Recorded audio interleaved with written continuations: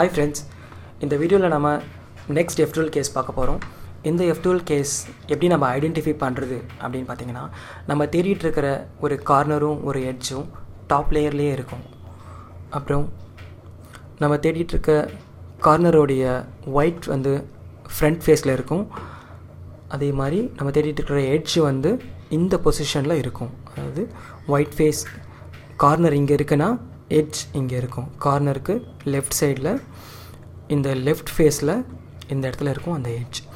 So இதை பார்த்திங்கனாலே உங்களுக்கு ரொம்ப சிம்பிளாக சால்வ் பண்ண முடியும்.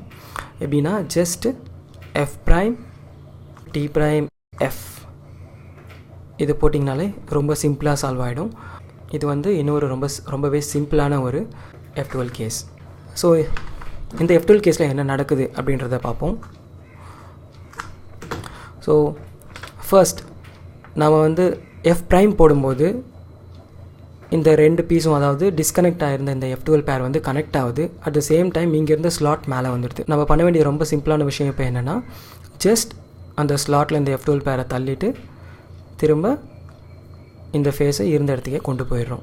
ஸோ இதான் நம்ம பண்ணுறோம். இது பண்ணுறதுனால ரொம்பவே சிம்பிளாக இந்த கேஸ் சால்வ் ஆகுது.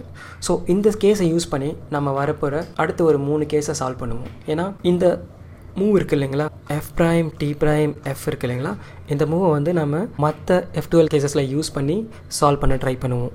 ஓகே, ஸோ ரொம்பவே முக்கியமான ஒரு அல்காரிதம். ஸோ இந்த அல்காரிதம் நீங்கள் மெமரைஸ் பண்ணிக்கோங்க. இந்த அல்காரிதம் எப்படி யூஸ் ஆகுது, எப்படி நம்ம வந்து இதை ஈஸியாக அண்டர்ஸ்டாண்ட் பண்ண முடியும்னு நான் இந்த வீடியோவில் சொல்லியிருக்கேன்.